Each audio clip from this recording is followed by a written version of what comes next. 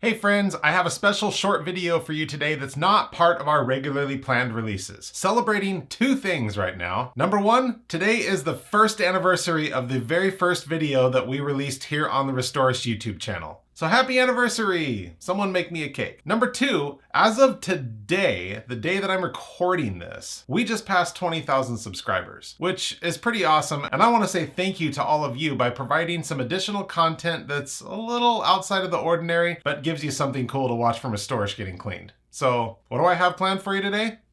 Let's find out.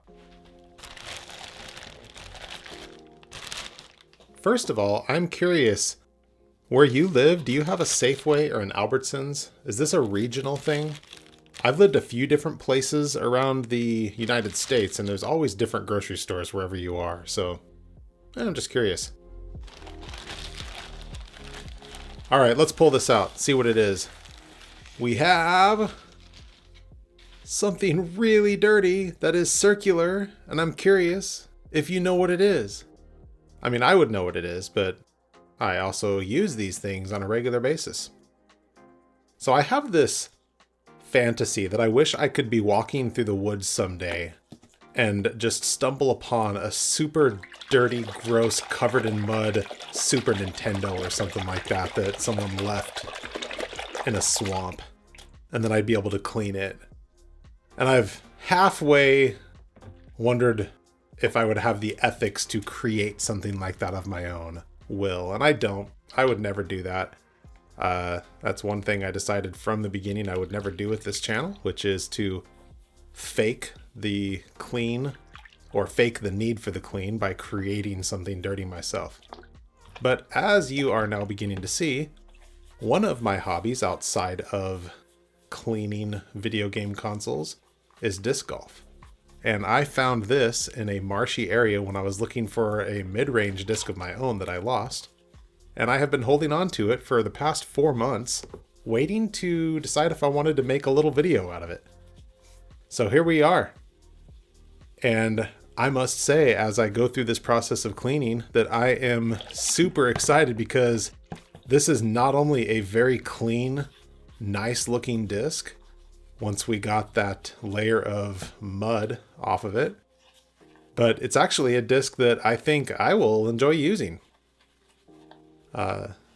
This is an Innova Champion Daedalus, I think is how you pronounce it in America.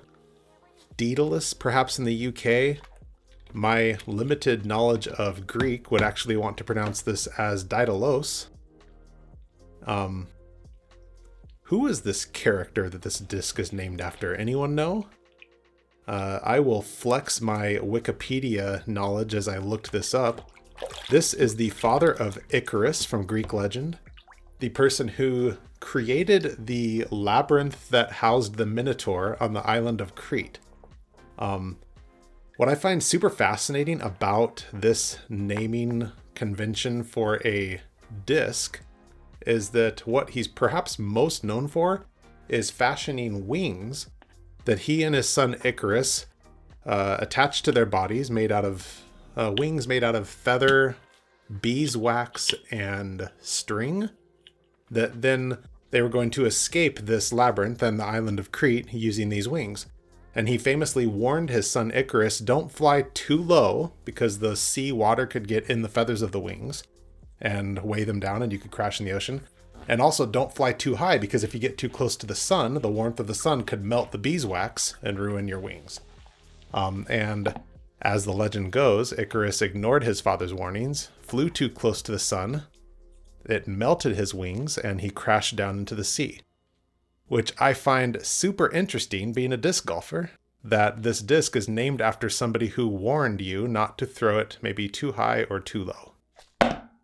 So there we have it. Not a huge project, not an electronics project, but it was fun for me because I just got a cool new driver. So once again, thank you for the subscribers, and also happy anniversary Restorish. And don't worry, we will have a regular video out here for you in not too long.